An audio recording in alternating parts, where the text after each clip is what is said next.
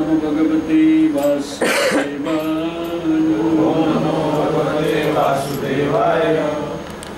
ओम नमो भगवते वासुदेवाय।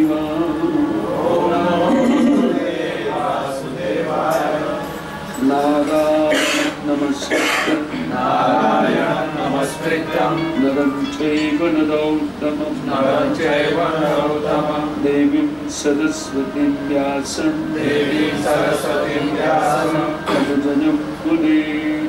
ततो नष्टप्रायेषु भद्रेषु नित्यं भागवत सेवया भगवते उत्तमश्लोके भगवती नैष्ठिकी अज्ञानविघ्नस्य ज्ञानाञ्जनशलाकया चक्षुरुन्मीलितं येन तस्मै श्रीगुरुवे श्रीचैतन्यमनोभीष्टं स्थापितं येन भूतले स्वयं रूप कदा मह्यं ददाति स्वपदान्तिकं वन्देऽहं श्रीगुरौ श्रीयुतपदकमलं श्रीगुरून् वैष्णवं श्रीरूपं साग्रजातं सहगण रघुनाथान्वितं तं सजीव साद्वैतं सावधूतं परिजनसहितं कृष्ण चैतन्यदेवं श्री राधा कृष्ण पादान् सहगण ललिता श्री विशाखान्वितं मुखं करोति वाचालं पंगुं लंघयति गिरिं यत्कृपातमहं वन्दे परमानन्दमाधवं जयतं सुरतपङ्गौ मम मन्दमतैर्गति मत्सर्वस्वपदाम्भोजो श्रीराधा मदनमोहन वाञ्छाकल्पतरुभ्यश्च कृपासिन्धुभ्यैव पतितानां पावनेभ्यो वैष्णवेभ्यो नमो नमः। श्री कृष्ण चैतन्य प्रभु नित्यानंद श्री अद्वैत गदाधर शिवासादि श्री गौर भक्तवृंद। हरे कृष्णा कृष्ण कृष्ण हरे हरे हरे राम राम राम हरे। नमो विष्णुपादाय कृष्ण पृष्ठाय भूतले श्रीमद् भक्तिवेदांत स्वामी नामने नमस्ते सरस्वती देवे गौरवाणी प्रचारिणे विशेष शून्यवादी श्रद्धा। हरे कृष्ण।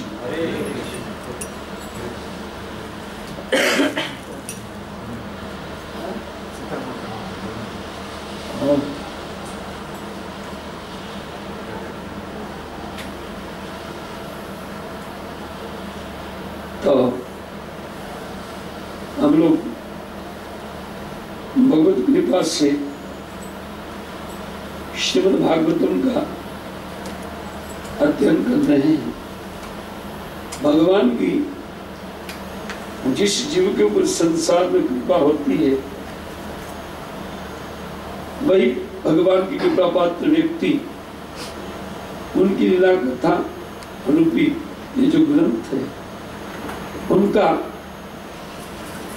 विशद वर्णन के साथ अध्ययन करते हैं, उनका पाठ करते हैं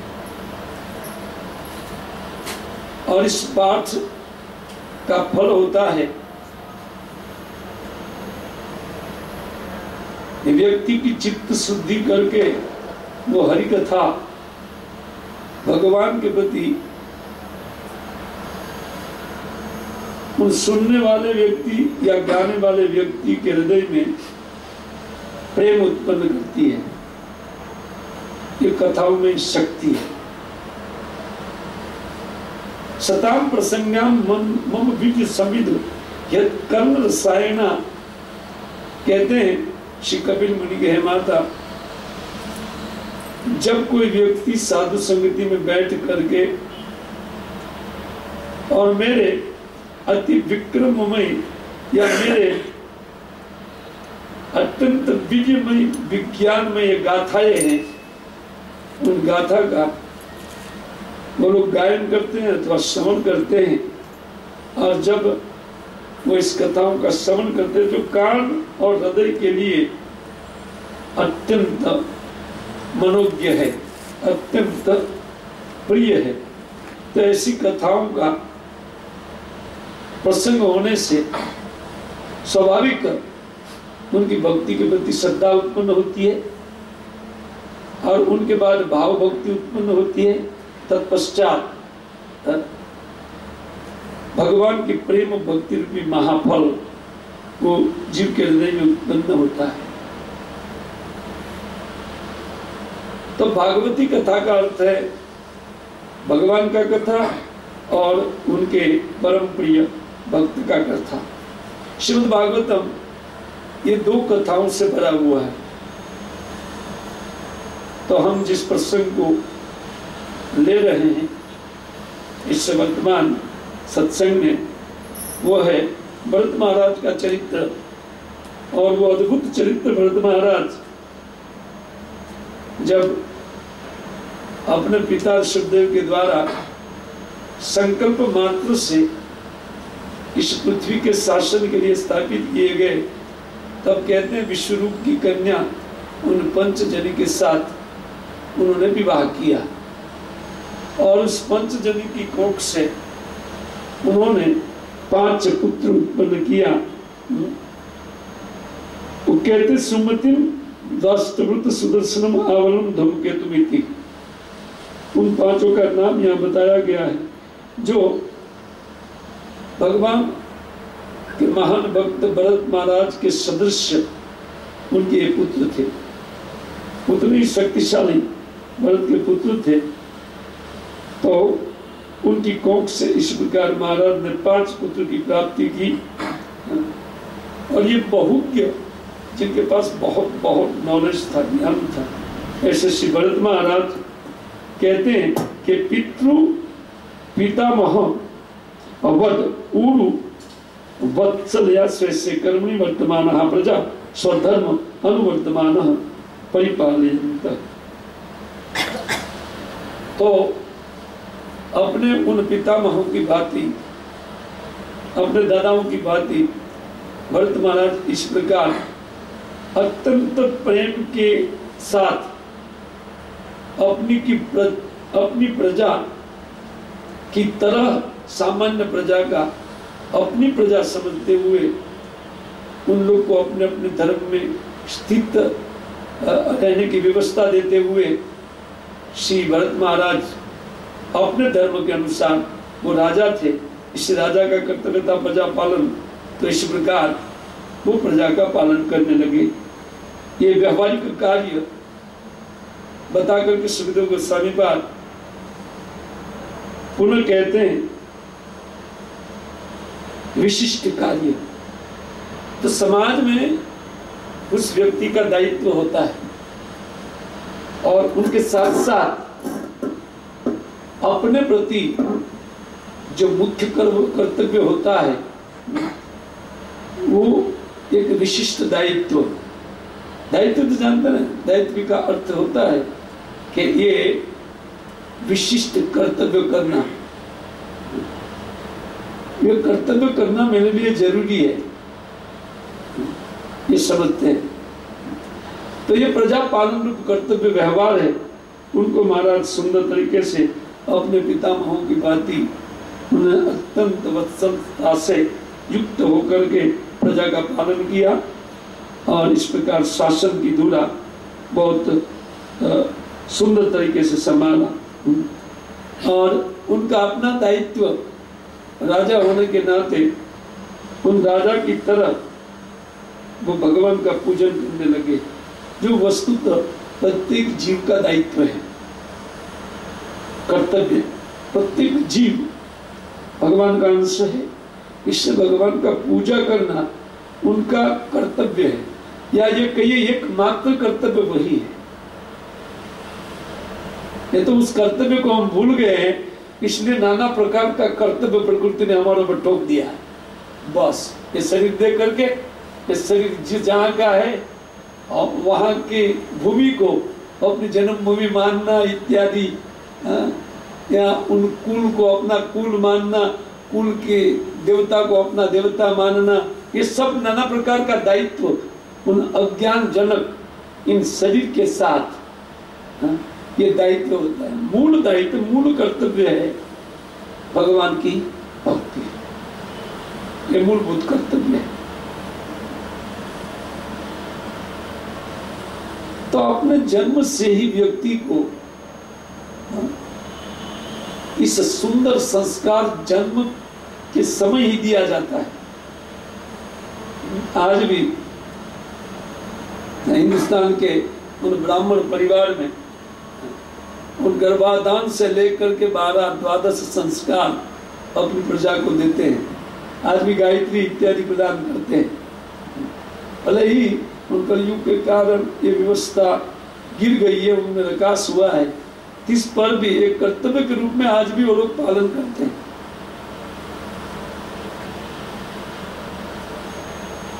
इस सुंदर संस्कृति भारतवर्ष की है, तो वहीं के इन बड़े, क्यों नहीं इतने बड़े बड़े शासक जहाँ हुए हैं कि अपना कर्तव्य को भली भांति जानने वाले व्यक्ति, महाराज भरत भगवान के महान भक्त थे, अतः वो अपना कर्तव्य को जानते थे।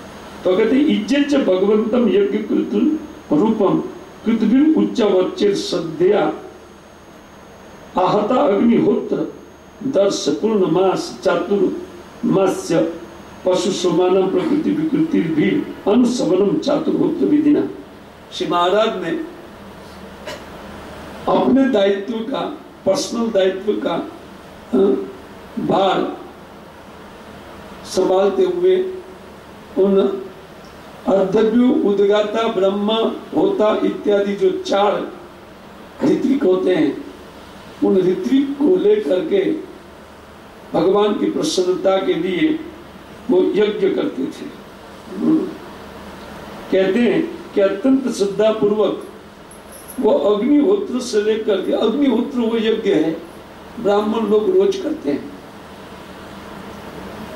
वो अग्नि में घी का हवन करते हैं, ये ब्राह्मणों का रोज का कर्तव्य है, डेली कर्तव्य, क्योंकि भगवान को खिलाना होता है।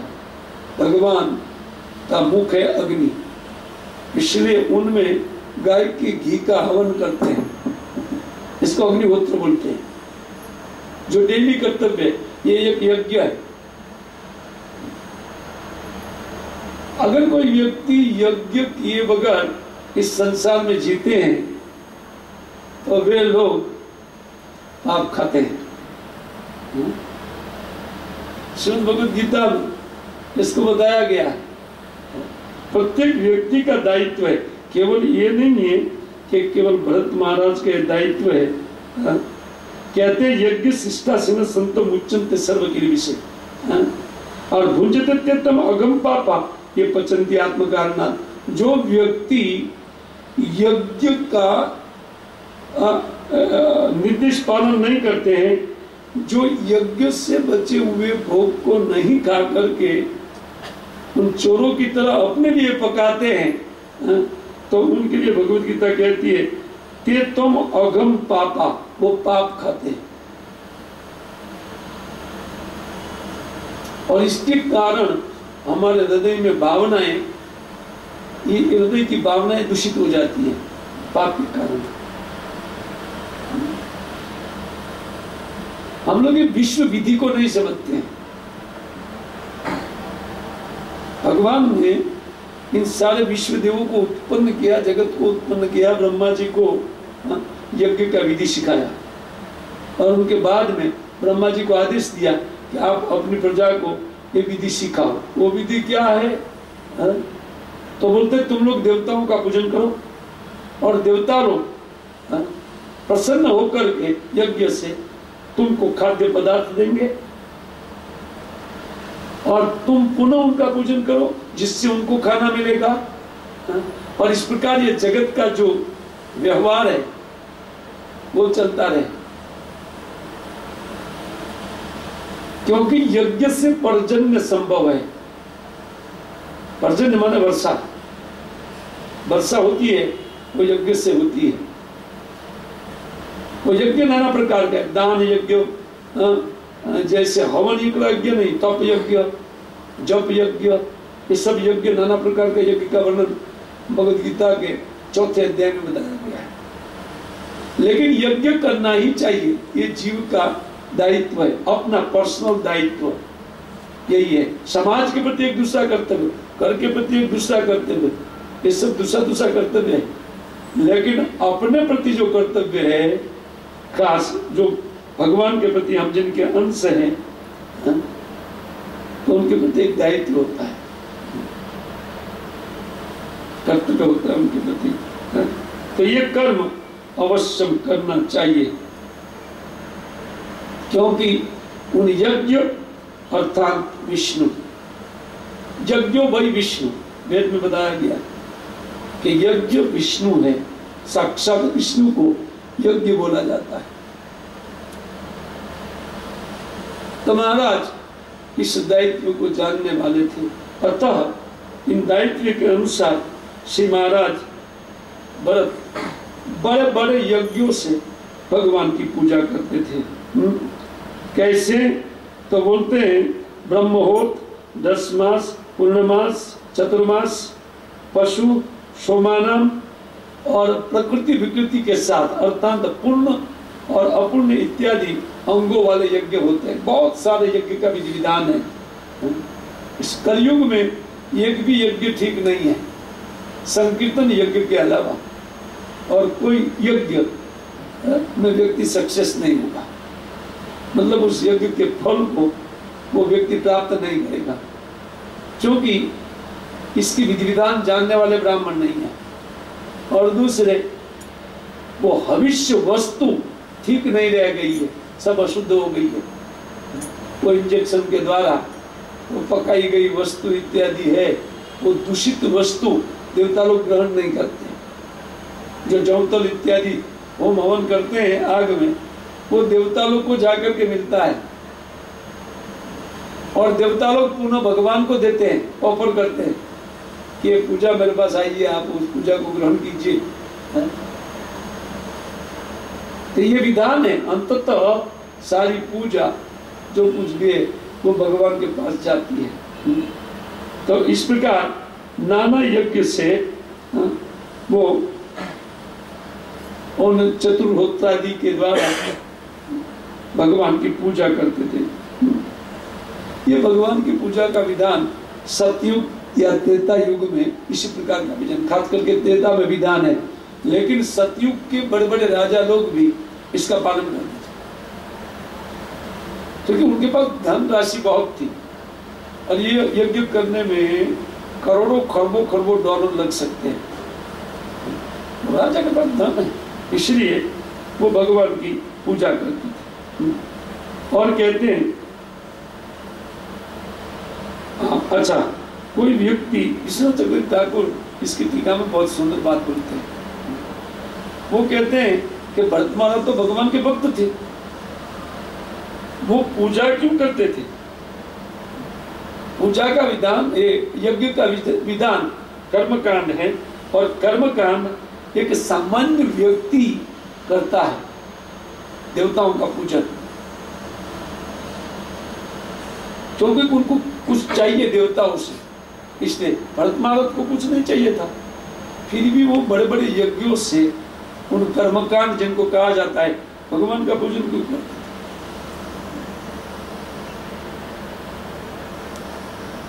क्योंकि भगवान भागवतम के एकादश स्कंद में एक बहुत सुंदर श्लोक बोल रहे हैं। कहते हैं कि तावत कर्माणि कुर्वित यावत न निर्विद्यते मन। कहते व्यक्ति को इस संसार में तब तक ही कर्म करना चाहिए जब तक मन विरक्त नहीं होता है, या अथवा मत कथा श्रवणादो श्रद्धा यावत न जायते तावत कर्म कुर्वित।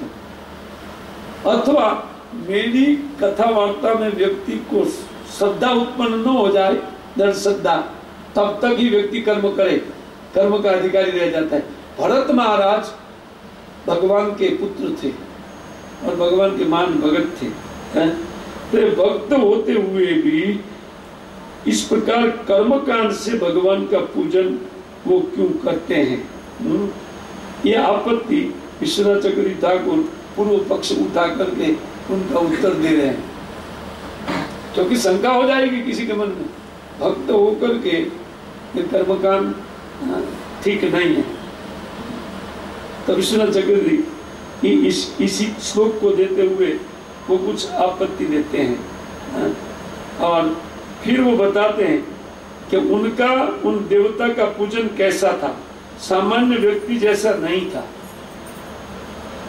वो फल की आशा से कभी भी वो देवताओं के लिए यज्ञ नहीं करते थे, लेकिन उन छोटे मोटे यज्ञों के द्वारा, पूर्ण यज्ञ के द्वारा, जैसे बड़े बड़े देवताओं का पूजन, छोटे यज्ञों के द्वारा छोटे देवता का पूजन, ये विधि विधान है। हम सनातन मंदिर में देखते हैं ना, ओम हवन, ये सब कुछ प्राप्ति का उपाय है और देवी देवता का पूजन करके कुछ वस्तु प्राप्त करने की आशा से व्यक्ति एक कर्म करते हैं और वो अन्यथा नहीं होता है, वो व्यर्थ नहीं होता है। लेकिन कलयुग में वो सुनिश्चित व्यर्थ होगा, ब्राह्मण के अभाव में और वस्तु के अभाव में, भविष्य अन्न के अभाव में शुद्धि नहीं है और ब्राह्मण के अभाव, वो वेदों को जानने वाले ब्राह्मण नहीं है, उद्गाता ठीक नहीं है। उद्गाता मतलब मंत्र का उच्चारण करने वाला व्यक्ति, वो मंत्र किस देवता के लिए है और उस देवता के नाम बोल करके, मंत्र बोल करके स्वाहा करते हैं, तब वो मंत्र के पावर से, मंत्र की शक्ति से वो देवता वो आकर के उन दिया गया हविष्य को ग्रहण करते हैं। विधि है। हमारी तरह देवता लोग नहीं खाने पीने जहां तहां, जहां रेस्टोरेंट दिखा वहां खाना चालू करे, ये बात नहीं है।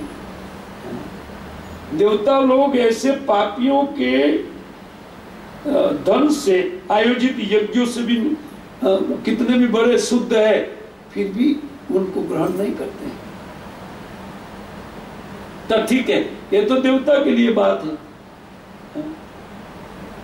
तो देवताओं का पूजन करना। तब कहते हैं विश्वनाथ चक्रवर्ती ठाकुर अपने इन टीका में, मैं पाठ करने जाऊंगा तो बहुत लंबा चौड़ा हो जाएगा प्रवचन, तो कहते हैं कि उन देवताओं को वो भगवान के अंग स्वरूप मानते थे, भगवान से अलग सेपरेट नहीं मानते थे।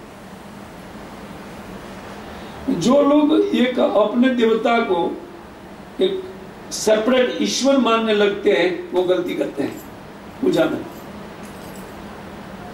इसी बात को भगवद गीता स्पष्ट करती है। 9वें अध्याय में भगवद गीता के आपको ये मिलेगा।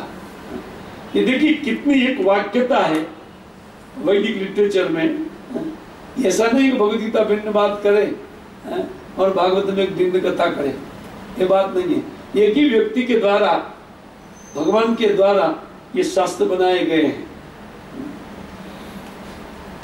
इसलिए भगवान वहां कहते हैं भगवद गीता में कि ये अन्य देवता भक्ता और जजन्ते श्रद्धान्विता, जो अन्य देवताओं का श्रद्धा पूर्वक हे अर्जुन पूजन करने वाले होते हैं, ते अपि माम एव कौन्तेय यजन्ति अविधि पूर्वकम, वो भी मेरा ही पूजन करते हैं। क्योंकि देवता कोई सेपरेट अस्तित्व नहीं है, देवता मेरे अंश है। जैसे मनुष्य मेरे अंश है, पशु मेरे अंश है, उस प्रकार देव योनि, ये तो देव योनि है, ये भी मेरे अंश जीव तत्व है। तो कहते हैं वो पूजा करते हैं कि आपकी माँ में वो पूजा मेरे पास ही आती है, मेरी ही पूजा करते हैं, लेकिन अविधि पूर्वक। विधि ठीक नहीं है। विधि क्या होना चाहिए भगवत पूजा का? डायरेक्ट श्री भगवान को ऑफर करना, इन सब देवताओं को उनके अंगभूत समझ करके।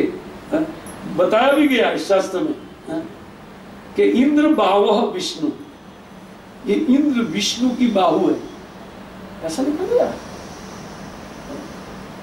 इसलिए श्री भरत महाराज जब उनके होता हाथ में घी लेते थे और स्वाहा करने के लिए मंत्र बोलते थे उन देवता का, तो उस टाइम उन देवता को, उन इंद्र इत्यादि को वो भगवान की बाहु देखते थे और भगवान को अर्पित करते थे निष्काम भाव से कि मैं भगवान की बाहु को अमुक वस्तु, जैसे मान लीजिए कि भगवान को कोई ऑफर करे कि एक घड़ी भगवान के लिए है, तो घड़ी तो भगवान पहनेंगे ना हाथ में, तो ये सोच करके इंद्र को घड़ी दे दिया जाए कि मैं भगवान के हाथ को देता हूं, तो भगवान का पूजन हुआ कि नहीं? समझो ना, आपके लिए मैं चश्मा देता हूं, तो सूर्य को चश्मा दे तो भगवान को मिल जाएगा। यद्यपि चश्मा भगवान को चाहिए नहीं, लेकिन उदाहरण के लिए। तो उसी भावना से भरत महाराज इन समस्त देवमय हरि ही समस्त देवमय, सारे देवता भगवान हरि के अंतर्गत होते हैं। तो इस अर्थ में वो भगवान की पूजा करते थे, पूजन करते बड़े बड़े यज्ञों के द्वारा। तो ऐसा पूजन का फल क्या आया, उस फल के विषय में एक आगे के श्लोक में वर्णन हुआ है। कहते हैं कि एवं कर्म विशुद्धिया विशुद्ध सत्वस्य अंतर हृदय आकाश शरीर ब्रह्मणि भगवती वासुदेव महापुरुष उपलक्षण श्रीवस्त कौस्तुभ वनमाला अर्दम गदादि उपलक्षित निज पुरुष जन लिखित आत्मनि पुरुष रूपेण विरुच्यमानं उच्चस्तरा भक्ति अनुदिनम मेद एतमान्य अजायत। कहते हैं कि श्री भरत महाराज इस प्रकार भगवान श्री कृष्ण को अपना कर्म फल अर्पित करके भगवान विष्णु के लिए वो यज्ञ करते थे, किसी देवता के लिए नहीं। तो वो भगवान विष्णु की पूजन करने से उनकी कर्म की शुद्धि हुई। हम जब कर्म अपने लिए करते हैं तो हमारा चित्त अशुद्ध रहता है, कर्म शुद्धि नहीं होने के कारण कर्म का फल निर्माण होता है। क्रिया कर्म फल को निर्माण करती है। तो हम ऑफिस में जाते हैं और क्रिया करते हैं, फल आता है बंडल के रूप में, नहीं वैसे ही ये फल है। देवताओं के प्रति या भगवान के प्रति जब हम कुछ फल अर्पित करते हैं तो उन कुछ कर्म अर्पित करते हैं, उनका फल निकलता है। लेकिन वो अपने लिए उन भगवान से सेपरेट किसी देवता को ईश्वर समझ करके पूजा करते हैं, तब वो कर्म से चित्त अशुद्ध हो जाता है, मलिन, क्योंकि भगवान की पूजा नहीं हुई। यद्यपि पूजा भगवान के पास गई, देखिए मूर्खता देखिए, क्योंकि देवता लोग भगवान से सेपरेट नहीं है, वो सेपरेट ले भी नहीं सकते, खा भी नहीं सकते, वो लोग जानते हैं। लेकिन मनुष्य लोग अज्ञान है, इसलिए जितने भी देवी देवता है उन सबको हम लोग प्रणाम करने के लिए जाते हैं। नहीं, मंदिर में नाना देव देरा है, तो उन सब में किसी को दुख न लग जाए, किसी को बुरा न लग जाए और हमारे लिए बुरा न सोचे, दुख न आ जाए, उस डर के मारे जाते। ये नहीं है तो भक्ति है, वो अपने लिए जाते हैं, वो आपत्ति न कर दे। देवताओं का पावर रहता है, तो इसकी पूजा करते हैं, हमारी नहीं करते हैं। किसी को दुख न लग जाए, सभी जगह जाते हैं। लेकिन भगवान को प्रणाम मात्र से सबको प्रणाम आ जाता है। इस विधि के जानकार व्यक्ति केवल कृष्ण को प्रणाम करेगा। हाँ, और सारी पूजा भगवान के पास जाती है, पूजक नहीं जाते हैं। क्यों? पूजक एक सेपरेट ईश्वर समझते हैं देवता को। एक सुंदर सिद्धांत है। अक्रूर जी 10वें स्कंद में इस घटना को देखे थे।